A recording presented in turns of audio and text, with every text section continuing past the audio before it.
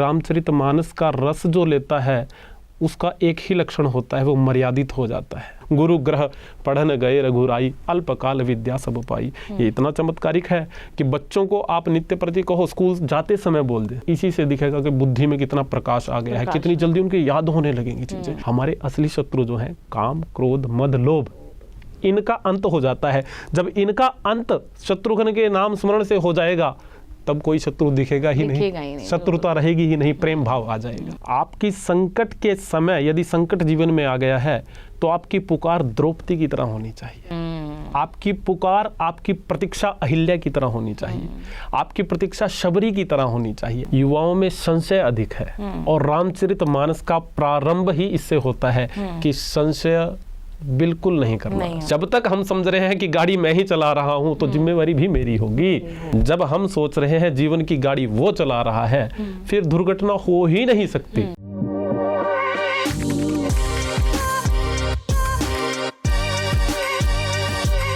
Hello दोस्तों, आपका स्वागत है हमारे आज के इस पॉडकास्ट में जिसका नाम है हेलो जिंदगी। आज के इस पॉडकास्ट में हम बात करेंगे पावन ग्रंथ रामचरितमानस के बारे में।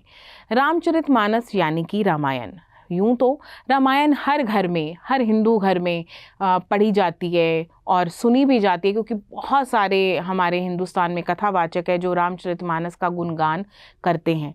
लेकिन अगर तुम उसको भाव से पढ़ते हैं, अगर हम उसको भाव से सुनते हैं, पढ़ते हैं, तो रामचरितमानस एक ऐसा ग्रंथ है जो मुझे लगता है कि नित्य नवीन है, नित्य नूतन है। नित्य उनकी अगर हम कथा सुनते हैं तो ना सिर्फ वो राम और सीता जी की स्टोरी है, बल्कि उसमें इतने सारे भक्तों की कहानी है। हर एक स्टोरी हमें कुछ ना कुछ सिखाती है और नित्य हर संत इतने बरसों से रामायण गा रहे हैं, सुन रहे हैं हम सब लोग। और आपने कभी ये सोचा है कि वो नित्य कथा हमें नई लगती है? हर बार उस कथा में जाने पर हमें कुछ ना कुछ नया सुनने को मिलता है।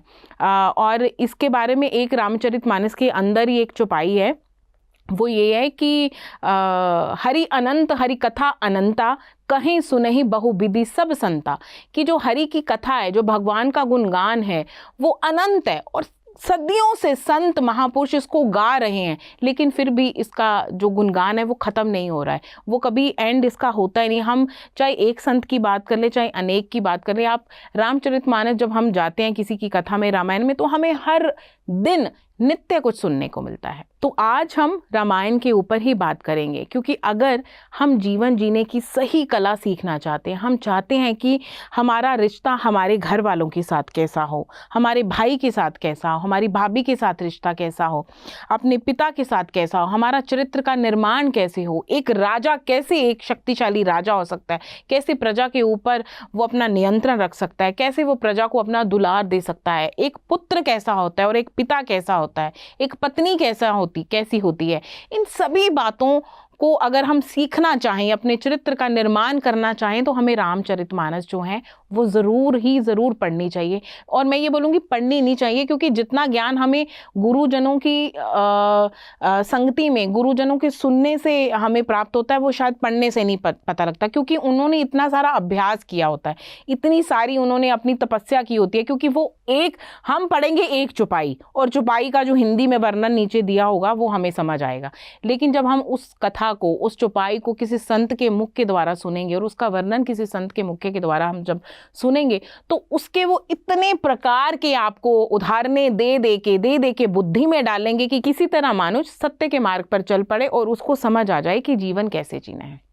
इन्हीं सभी बातों पे चर्चा करने के लिए आज हमारे साथ हैं कथावाचक वीरेंद्र शास्त्री जी को, जो कि कथावाचक हैं। और जैसे कि मैंने बताया कि कथावाचक की संगति मिलना, उनके दर्शन करना, वो ही बहुत बड़ी बात होती है।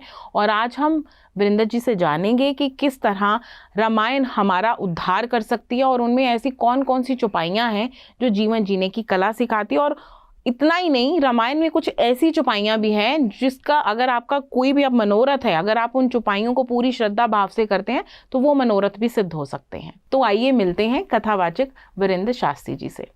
वीरेंद्र जी, आपका बहुत बहुत स्वागत है। जय श्री राधे, जय श्री राम। जय श्री राम। अच्छा महाराज जी, पहले मुझे ये बताओ कि जैसे कि अभी मैंने अपने व्यूवर से बात की रामचरितमानस के बारे में, आप हमारे दर्शकों को, जो हमारे व्यूवर्स हैं इस टाइम हमारा ये पॉडकास्ट सुन रहे हैं, तो उनको आप रामचरितमानस के ऊपर क्या बोलना चाहेंगे? रामचरितमानस सबने पढ़ा है, सबने सुना है, लेकिन रामचरितमानस का रस जो लेता है उसका एक ही लक्षण होता है, वो मर्यादित हो जाता है। हमारे प्रभु राम इतना नहीं रीझते हैं चावल पुष्प से, मालाओं से, गहनों से, आभूषणों से, जितना वो रीझते हैं कोई व्यक्ति अपने घर में रामचरितमानस पढ़ के राम सा मर्यादित होने लगे। मर्यादा में जब वो चलेगा, हमारे हर शास्त्रों में, मनुस्मृति में लिखा है कि अभिवादनशीलस्य नित्य वृद्धोपसेविना चत्वारि तस्य वर्धन्ते आयु विद्या यशो बलम।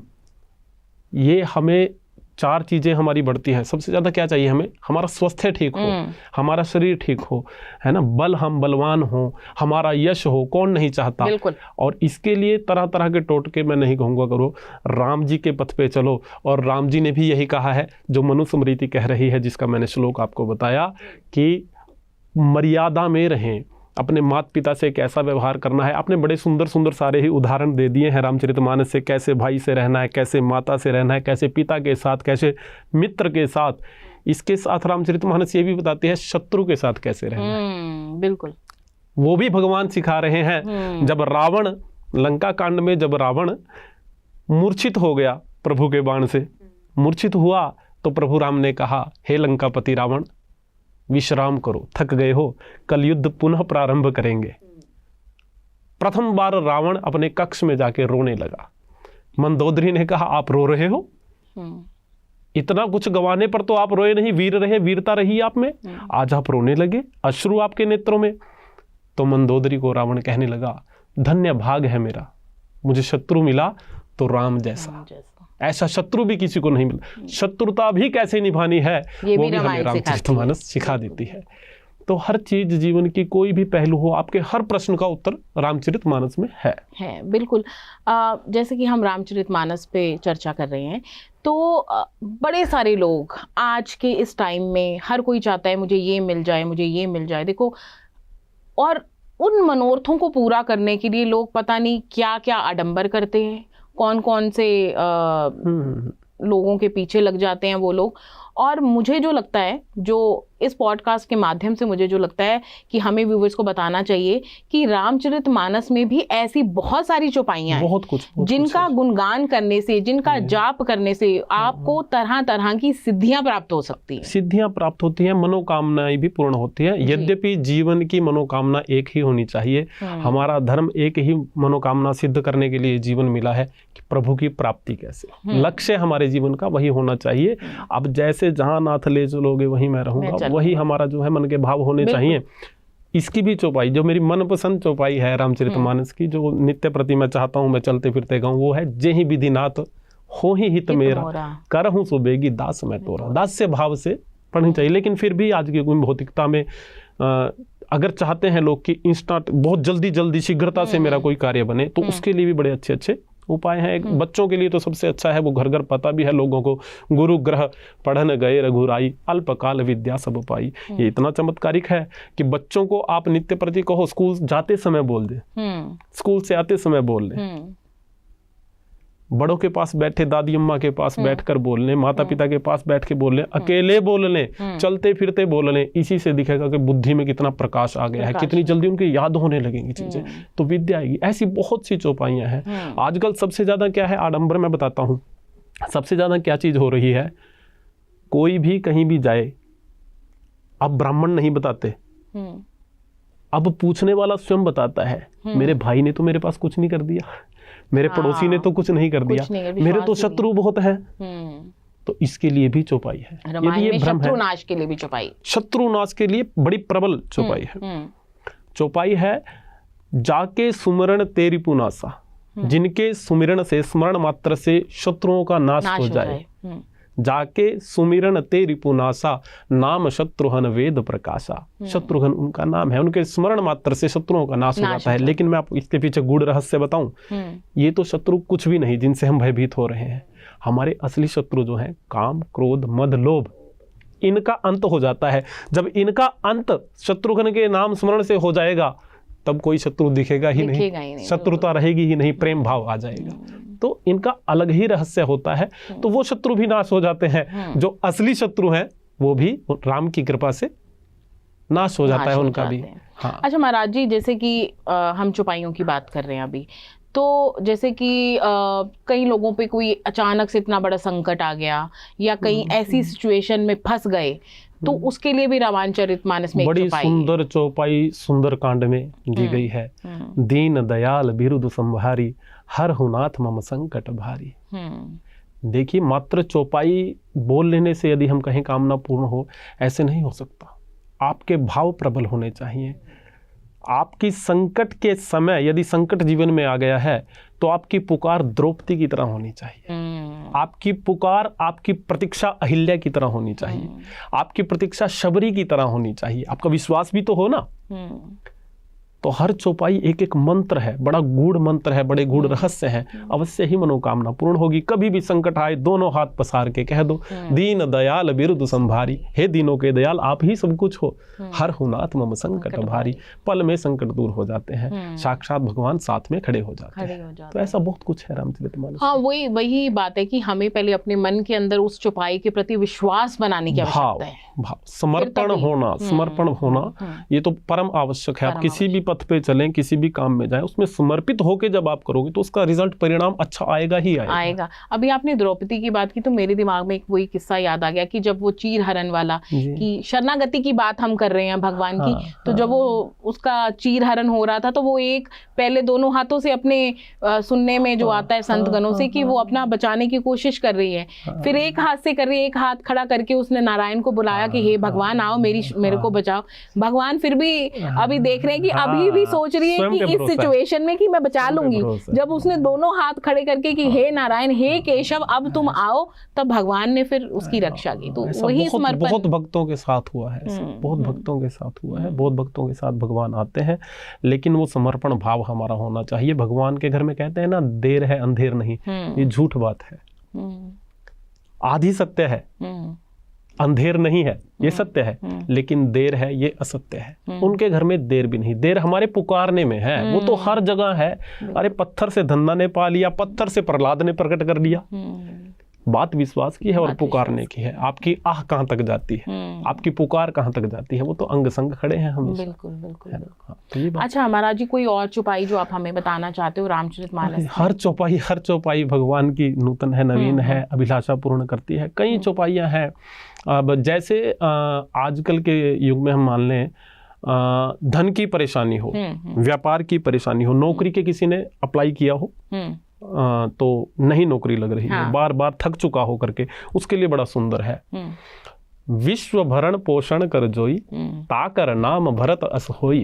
भरत जी के नाम का स्मरण करने से जो सारे विश्व का भरण पोषण कर रहे हैं प्रभु राम के आशीर्वाद से, उनका नाम मात्र लेने से उनका चरित्र बढ़े। उनका देखिए भाव कब बनेंगे, जब किसी वस्तु के बारे में, किसी चरित्र के बारे में, किसी व्यक्ति के बारे में आपको पता होगा, उसकी जानकारी लीजिए। जानकारी के बाद आप भाव। और भरत कौन है? मेरे मनपसंद जो है एक भरत जी मुझे सबसे ज्यादा एक संत कहा गया है कि भरत के समान कोई संत नहीं है, तुलसीदास जी ने कहा है। तो भरत जी का नाम लेने से अवश्य ही ये अभिलाषाएं। हाँ बिल्कुल महाराज जी, क्योंकि भरत जी तो राम को भी बहुत ज़्यादा प्रिय है। इसका वर्णन तो हमें हनुमान चालीसा में भी पढ़ने को आता है। वहाँ पे भी जब लक्ष्मण जी जब युद्ध हो रहा था तो मूर्छित हो गए, तब हनुमान जी जब जड़ी बूटी लेके आते हैं तो वो उनके प्राण बच जाते हैं। तो और राम जी इस खुशी में हनुमान जी को जब गले से लगाते हैं तो उनकी बढ़ाई करते हुए बोलते हैं कि रघुपति कीनी बहुत बढ़ाई। इसमें तुलसीदास जी लिखते हैं रघुपति कीनी बहुत बढ़ाई, तुम मम प्रिय भरत सम भाई। यहाँ पे उन्होंने ये नहीं बोला कि तुम मुझे लक्ष्मण के समान प्रिय हो, तुम मुझे शत्रुघ्न के समान। यहाँ वो बोलेंगे तुम मम प्रिय भरत सम भाई, तुम मुझे भरत के समान प्रिय। तो राम जी भरत के प्रति उनका इतना ज्यादा स्नेह है। जैसे कि आप बता रहे हो कि भरत जी जो कारण पता क्या है, ये दो हैं, भरत और श्री हनुमान जी, श्री हनुमंतलाल जी, ये दो संत हैं रामचरितमानस के, दो संत पात्र हैं। इन्होंने किया क्या है देखिए, क्यों भगवान के अति प्रिय हैं ये। हनुमान जी का ले लेते हैं हम वृतांत। हनुमान जी ने किया क्या, सुग्रीव जी ने किष्किंधा पर्वत से देखा, दो युवक आ रहे हैं, हाथ में धनुष बाण है, भयभीत हो गए सुग्रीव जी। हनुमान जी को भेजा, जाओ देखकर आओ और दूर से इशारा करना, मैं भाग जाऊंगा। यदि मेरे को उनसे भय है तो इशारा कर देना, मैं भाग जाऊंगा। अब हनुमान जी ने किया क्या, हनुमान जी राम जी को कह रहे हैं कि आपका एक मित्र आपकी प्रतीक्षा कर रहा है। हनुमान जी ने ऐसा संत येन केन प्रकारेण जो भगवान से मिला दे, भगवान को अति प्रिय होगा। अब देखिए भरत जी ने क्या किया। भरत जी ननिहाल में थे जिस समय भगवान को वनवास हुआ, ननिहाल से बुलाया गया, वो बहुत बड़ा वृतांत है।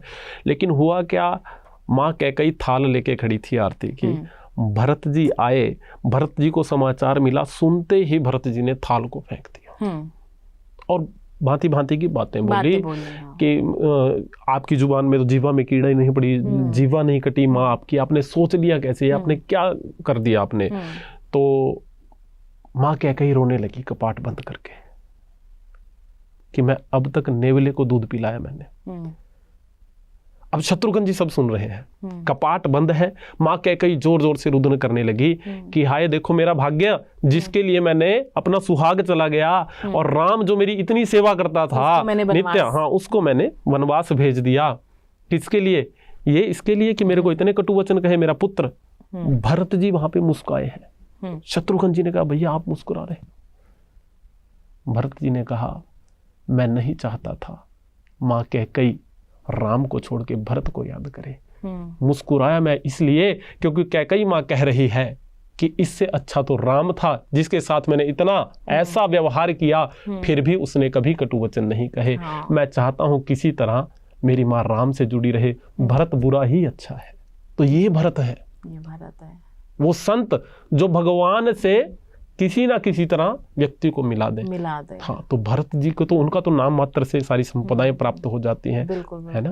तो भगवान की बड़ी कृपा होती है। जो रामायण है वो सत्य पे चलना सिखाती है, मर्यादा पे चलना सिखाती है। और संतगण कहते हैं कि सत्य प्रताड़ित हो सकता है लेकिन पराजित नहीं हो सकता। बिल्कुल पराजित नहीं हो सकता। तो आप रामचरितमानस के बारे में थोड़ा सा हमारे दर्शकों को कुछ और बताइए। रामचरितमानस में हमारी आज की हालत क्या हो गई है, युवाओं की लगा लो, आज की हालत ऐसी, हमारी जो दादी जी थी, माताएं हमसे पिछले वाली पीढ़ी आज भी जो है, जो उनकी श्रद्धा है ना, वो आज हमें वो श्रद्धा युवाओं में देखने को नहीं मिलती। युवाओं में संशय अधिक है और रामचरितमानस का प्रारंभ ही इससे होता है कि संशय बिल्कुल नहीं करना। संशय किया किसने, कहां से प्रारंभ है? माँ पार्वती ने संशय कर लिया। अगस्त ऋषि कुंभज ऋषि के पास महादेव कथा सुनने के लिए जा रहे हैं, माता पार्वती भी साथ गई। संयोगवश त्रेता युग था उस समय। अब कथा हरि अनंत हरि, कथा अनंता प्रारंभ भी हमने इससे किया। सारी कथा श्रवण की, भजन करते हुए शंकर भगवान आ रहे थे और देखते क्या है, वन में प्रभु राम, समय वो था जब माँ जानकी का विरह था। तो प्रभु ने, महादेव ने प्रणाम किया कि आपकी लीला अपरंपार है। माता को, सती को वहां पर शंका हो गई, संशय हो गया। और संशय क्या हुआ, बार बार मनाने पर भी, बार बार बताने पर भी जब नहीं मानी, परीक्षा लेने गई तो हुआ क्या, सारा दंभ टूट गया, सारा संशय मिट गया। लेकिन हुआ क्या, उसका परिणाम दक्ष का यज्ञ, वो परिणाम वहां भुगतना पड़ा। दक्ष के यज्ञ में माँ पार्वती को अपना, माँ सती को अपना शरीर देह अपना त्यागना पड़ा। तो संशय यदि करोगे, आप देखिए महासती कोई साधारण स्त्री तो है नहीं, ये सब लीलाएं हैं कि यदि संशय करोगे तो चाहे भगवान भी वो संशय नुकसान करेगा, अहित करेगा आपका। देखिए ये भक्ति श्रद्धा का विषय है, ये पूजा श्रद्धा का विषय है, विश्वास का विषय है। जब हमने कभी वो है ना, बड़ी सुंदर सी बात है कि हमने अध्यापक से कभी नहीं पूछा कि बी पहले क्यों नहीं आया, ए पहले क्यों नहीं आया, ए पहले क्यों आ गया। जब हमने अध्यापक से हम मानते चले आ रहे हैं कि दो बाद में ही आता है, एक पहले ही आता है, जब हम मानते चले आ रहे हैं तो भगवान को क्यों नहीं मान रहे हो। बिना संशय के जब पढ़ोगे रस आएगा। और सबसे ज्यादा रिजल्ट, परिणाम आपको यदि भगवान का देखना है तो वो परिणाम होगा कि साक्षात्कार हो गया है, आपके अंदर आनंद फूटेगा। आप किसी को बता नहीं पाओगे, आपके होठ नहीं बता पाएंगे, आपके नेत्र बताते हैं। उस व्यक्ति के नेत्र बताते हैं कि हाँ इसको अनुभव हुआ है जीवन में, क्योंकि अश्रु बहते हैं, अश्रु बोलते हैं और वही वाणी, वही बोल भगवान सुनते हैं, बड़ी प्रसन्नता से सुनते हैं। ये तो रामायण की चौपाई भी है कि राम कथा सुंदर करतारी, संशय विहिग उड़ावनहारी, कि जो सभी आपके संशय को मिटा देती है, तो वैसी रामचरितमानस। तो संशय के बिना रामचरितमानस पढ़ें। और मैं तो ये कहूँगा कि पढ़ें बेशक थोड़ा, लेकिन उस पढ़े के अनुसार करें। बिल्कुल। बेशक जरा सा पढ़ें आप, लेकिन जो उसमें लिखा है उसके अनुसार करें। किस प्रकार भाई भाई का प्रेमी, भाई के लिए भाई का त्याग है। बड़ी आज के युग में बड़ी सोचने वाली चीज है ये, है ना। तो किस प्रकार भाई ने, जब प्रभु राम हमारे वनवास से आए अयोध्या में, राज्याभिषेक हो गया, सब कुछ हो गया, सभी प्रसन्न से, सारी धरा देवता गंधर्व सब प्रसन्न थे। आपको पता है 2 व्यक्ति के आंखों में आंसू थे, एक सुग्रीव एक विभीषण। उन्हें अपने भाइयों की याद आई। उन्होंने जब ये स्नेह देखा भरत जी का, राम जी का, शत्रुघ्न लक्ष्मण का, सुग्रीव का भी भाई नहीं था और विभीषण के भी भाई नहीं रहे थे। तो ऐसी गति हमारी नहीं होनी चाहिए, यह पश्चाताप हमें नहीं होना चाहिए। उनको पश्चाताप था। तो भाई भाई का प्रेम आज के युग में बहुत कम हो गया है। ये बहुत परम आवश्यक चीजें हैं। माता पिता से स्नेह हो आपका, माता पिता के चरणों में श्रद्धा हो आपकी, और सब मनोकामनाएं सरलता। और सबसे बड़ी बात उसमें राजा जनक की पुत्री माँ सीता, जो इतने बड़े, जो खुद स्वयं परम शक्ति है ना, और वो अपना सब कुछ त्याग के अपने पति के चरणों के चिन्हों के ऊपर चल रही हैं कि मेरा पति अब 14 वर्ष के लिए वनवास में जाएगा, तो मुझे उन्हीं के स्थान पे रहना। स्त्री का जीवन कैसे सबसे ज्यादा हम रामचरितमानस को आज के टाइम में जोड़ के चल रहे हैं, पति पत्नी की कैसे बने। बिल्कुल। कभी भी राम ने अपने जीवन में ये प्रश्न कहीं भी आपको किसी पुस्तक में नहीं मिलेगा कि सीता तूने लक्ष्मण रेखा क्यों लांघी थी। जब मैं मना कर रहा था तू अयोध्या से मेरे साथ निकली क्यों, कहीं भी प्रश्न नहीं है रामचरित। बिल्कुल। कहीं भी सीता माँ ने नहीं राम को कहा कि आप, अगर मैंने हिरण के पीछे कह ही दिया था तो गए क्यों। ये विश्वास आपस में, ये भावनाएं आपस में, इतना तो नहीं हम कहेंगे, हम वैसे तो नहीं बन सकते लेकिन थोड़ी थोड़ी बातें तो एक दूसरे की सहन कर सकते हैं ना। पति पत्नी के रिश्ते को, संबंध को समझें, ये भी बहुत ज्यादा। तो ये भी रामचरितमानस से कोई भी संबंध हो, किसी भी प्रकार का संबंध हो, सब में आनंद ले सकते हैं प्रभु राम को साक्षी मानकर। अरे जब भगवान शंकर विश्व में आनंद ले सकते हैं प्रभु राम का नाम लेकर, वो नीलकंठ होके, प्रभु का राम का नाम लेकर तो वो नीलकंठ हो गए, सबको पता है। जब वो विश्व में भी आनंद ले सकते हैं, तो घर परिवार में एक दूसरों को देखकर हम राम का स्मरण करके नहीं आपस में आनंद ले सकते। देखिए सत्य सबसे बड़ी चीज है। सत्य को कोई भी संप्रदाय हो, कोई भी अपने आप को कितना ही अलग धर्म का बोलता हो, कोई आस्तिक हो कोई नास्तिक हो, सत्य को सब मानते हैं कि हाँ भाई सच तो सच्चे होने चाहिए, हम सच्चे पक्के होने चाहिए। ये भी हमारे ग्रंथों में लिखा है। रामचरितमानस में माँ सती ने पूछा है सच क्या है। कब? जब भगवान भोलेनाथ भजन कर रहे थे तो माँ ने उमा ने पूछा किसका ध्यान करते हो। भगवान भोलेनाथ बोले मैं तो सत्य का ध्यान करता हूँ। अब सत्य कौन है? भगवान भोलेनाथ कह रहे हैं उमा कहूँ मैं अनुभव अपना, सत हरि भजन जगत एक सपना। ये जगत तो सब सपना है, सत्य केवल भगवान का नाम है। अब नहीं लेंगे तो कड़वी सच्चाई बोल दूं, मरने के बाद 4 लोग मरने के बाद तो कहेंगे कि बेटा अब सुन ले, अगर सुन सकता है कि राम नाम सत्य है, वो सत्य पहले ही स्वीकार कर लो, नहीं तो फिर बाद में लोग सुनाते हैं लेकिन सुनने को हम रहते नहीं हैं। हाँ। लेकिन वही है कि मेरी मदर, जो मेरी मम्मी है, वो मुझे बोलती हैं इसी वजह से कि जब हम पूजा पाठ करते हैं वो हम कर लेते हैं, क्रिया की तरह कर लेते हैं, लेकिन हम भगवान से आगे बहुत सारी चीजें मांगते हैं। लेकिन वो मुझे यही बोलती हैं बुद्धि भगवान ने सबको दे रखी है, गड्ढे में गिरना है कि प्लेन रास्ते से जाना है, बुद्धि भगवान ने सबको बांट रखी है। लेकिन ईश्वर को बोलो मुझे सद्बुद्धि दे, ताकि मैं सत्य के रास्ते पे चलूं, ताकि मैं सच्चे मार्ग पे चलूं और अच्छे कर्म करूं। बुद्धि तो भगवान ने जानवरों को भी दे रखी है, लेकिन सद्बुद्धि अगर हमें आएगी तभी हम अच्छे कर्म कर पाएंगे, तभी हम सत्य के मार्ग पे चल पाएंगे। वो गुरु की कृपा से आएगी। देखिए सत्संग बड़ा प्रभाव डालता है, जीवन पे बड़ा प्रभाव डालता है सत्संग। तो जब आप सत्संग करोगे आपकी बुद्धि निर्मल होती चली जाएगी, भोजन सात्विक होगा, बुद्धि, छोटे छोटे बहुत उपाय हैं। आजकल तो सत्संग मोबाइल पे भी है, ऐसी बात नहीं है कि सब कुछ बेकार ही है मोबाइल में, अच्छी चीजें भी हैं, लेकिन हम जानकारी कुछ और ही चाहते हैं। हाँ वही ना, डिपेंड्स ऑन आर की अस की हम क्या ले रहे हैं, डिपेंड्स ऑन यू कि हम क्या सुन रहे हैं उस पे। तामसिक, देखिए हम जैसा खाएंगे अन्न वैसा होगा हमारा मन। बेसिक सी चीज मैं बात करता हूँ, जब खाएंगे तामसिक हम इच्छाएं भी तामसिक होंगी। अगर हम कामना भी कर रहे हैं वो भी किसी के नुकसान की कर रहे हैं। आजकल लोग यदि कोई इच्छा भी कर रहे हैं उसमें किसी ना किसी का कहीं ना कहीं अंत हो जाए, मेरी प्रमोशन हो जाए, उसकी डिमोशन हो जाए, वो नीचे हो जाए मेरे से। आज तक वो मुझे आगे बोलता था। अब ये नहीं है कि केवल मेरी तरक्की हो जाए भगवान, ना ना ना ना, उसकी तरक्की रुकनी भी चाहिए। ऐसे बहुत है, बहुत है, सही बात। तो उसकी वजह से वो क्या है, क्योंकि चित्त में कामनाएं ऐसी हो गई हैं हमारे, क्योंकि चित्त अशुद्ध हो गया है। किसकी वजह से? अशुद्ध आहार की वजह से। ये भी रामचरितमानस में है, आहार कैसे करें, व्यवहार कैसे करें, ये सब है। तो जब संतों के से सुनेंगे, संतों के पास बैठेंगे, संतों का सम्मान करेंगे तो ज्ञान होगा, ज्ञान होगा तो व्यवहार अच्छा होगा, व्यवहार अच्छा, खाना पीना आपका मैं एक सुन रहा था, मैं आपकी एक तो मैं एक दिन देख रहा था, बड़ी अच्छी बात आपने, तुम्हें ही निवेदित भोजन करें, कुछ ऐसा आप राम, अरे बड़ी अच्छी लगी। वो जीवन में धारण करनी चाहिए सबको। वो कुछ भी अशुद्ध हो ही नहीं सकता, कुछ भी अपवित्र रह ही नहीं सकता जब आपने सब कुछ अब सौंप दिया इस जीवन का। सब भार तुम्हारे हाथों में है, जीत तुम्हारे हाथों में है, हार तुम्हारे हाथों में, अब सौंप दिया इस जीवन का सब भार। तो निवेदित करना पड़ेगा। जब तक हम समझ रहे हैं कि गाड़ी मैं ही चला रहा हूं तो जिम्मेवारी भी मेरी होगी, फिर तो एक्सीडेंट की जिम्मेवारी मेरी है। जब हम सोच रहे हैं जीवन की गाड़ी वो चला रहा है, फिर दुर्घटना हो ही नहीं सकती। बिल्कुल बिल्कुल। और मुझे ऐसे लगता है कि हम बोलते हैं कलयुग चल रहा है, कलयुग चल रहा है।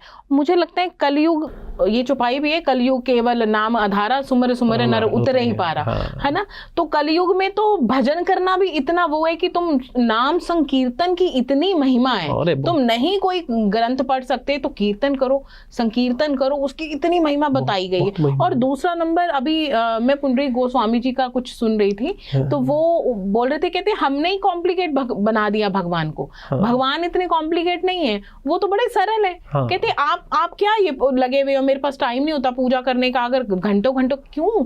कहते आप घर से बाहर जा रहे हो, भगवान को बोलो मैं जा रहा हूँ, एक रूम में मेरे साथ चलो, एक रूम में घर रहो, खाना बना के फ्रिज में रख दिया, भैया भूख लगे तो खा लेना। भगवान को जब आपने मान लिया कि वो मेरी बात सुन रहे हैं, है ना। मेरा ये मानना है कि जब आप मंदिर में या आप अपने घर के मंदिर में खड़े हो, जब भगवान को ये चीज बोलते हो कुछ भी कि भगवान आज ये चीज कर देना, यार ठाकुर आपका धन्यवाद, ये हो, जब आपको पता है कि वो आपकी बात सुन रहे हैं, तो वो तो खाने पीने को भी आपको उनको कुछ आप अपने भाव से दोगे तो वो अवश्य खाएंगे ना।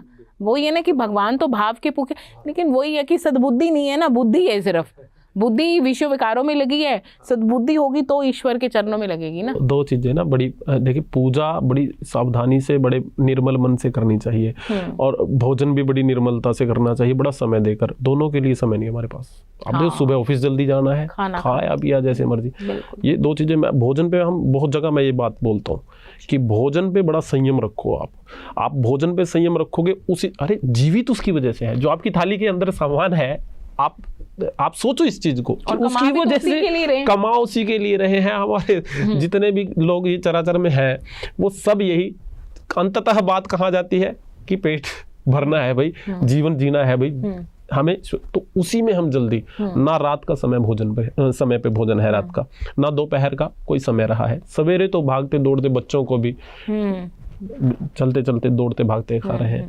और लेकिन जब प्रसाद लगाएंगे, जब भोग लगाएंगे भगवान को, तब आप उसका सम्मान करोगे। पूजा से प्रारंभ होके वहीं पर बात आ जाती है। जब आप घर की रसोई में, दो चीजें हैं ना, मैं बात बोलता हूँ। एक, पहले रसोई हुआ करती थी, रसोई का अर्थ है जिसमें रस हो। अब क्या होता है, अब किचन जिसमें किचकिच हो। अब जहाँ किचन होगा वहाँ किचकिच होगी। हास्य में है ये, लेकिन ये सत्य है। जब हम भोजन बनाते हैं, हमारी एनर्जी उसमें जाती है, हमारे भाव, जो मेरी माता बहन भोजन बना रही हैं, उनके भाव उसमें वो एक्टिव हो रहा है।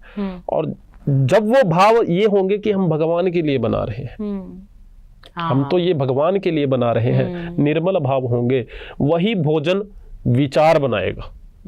आपके बच्चे के, आपके परिवार के सभी सदस्यों के वो विचार बनाएगा। और विचार अच्छे हो गए तो अच्छी चीजें सुनने में आनंद आएगा। नहीं तो वही फिटकरी वाले उपाय, नहीं तो फिर तरह तरह के क्योंकि मन वो चीजें चाहता है।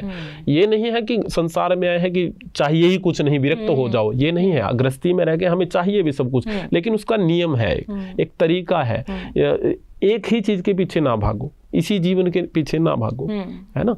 तो भगवान के हाथ गाड़ी सौंपो, वो नैया पार लगाते ही लगाते हैं। बिल्कुल बिल्कुल महाराज जी, बहुत आनंद आ रहा है आपसे बात करने में, क्योंकि हमारा आज का विषय ही कुछ ऐसा है कि रामायण, वही जैसे शुरू में भी मैंने बोला है कि इसको तो सदियों से संत गण गाते आ रहे हैं, लेकिन फिर भी ये नित्य नवीन नित्य नूतन है, जितना कहो उतना कम है। और लेकिन आज के पॉडकास्ट का जो हमारा मकसद था वो यही था कि लोग रामायण के माध्यम से अपने धर्म के साथ जुड़े, और सेकेंडरी ये था कि अगर हमें कुछ चाहिए, कुछ मनोरथ उनके हैं या कुछ ऐसे, जैसे आपने बताया कि शत्रु नाश करने के लिए भी चौपाई है, तो ये था बेसिकली कि रामायण में हर एक चीज़ है। रामचरितमानस खजाना है आपकी खुशियों का, हर प्रश्न का उत्तर है। बिल्कुल, बिल्कुल। रामचरितमानस में आपके जीवन का कोई भी प्रश्न हो उसका उत्तर अवश्य देगी, अवश्य देगी। बिल्कुल, पढ़िए उसको, जानिए उसको, मानिए उसको, औरों का भी कल्याण हो, आपका भी कल्याण। जी जी, बहुत बहुत धन्यवाद। आप स्पेशली अपने इतने बिजी टाइम में से यहाँ निकाल के टाइम आए और हमारे व्यूअर्स से आपने इतनी अच्छी चर्चा की। Thank you so much. जय श्री राम, जय श्री राम। तो आज हमने बात की रामचरितमानस के ऊपर। आपने महाराज जी से जानी कुछ ऐसी चपाइयाँ जो आपका मंगल कर सकती हैं, आपके मनोरथ सिद्ध कर सकती हैं। मिलेंगे हम अपने अगले पॉडकास्ट में किसी और नए एक्सपर्ट के साथ। तब तक के लिए बाय बाय।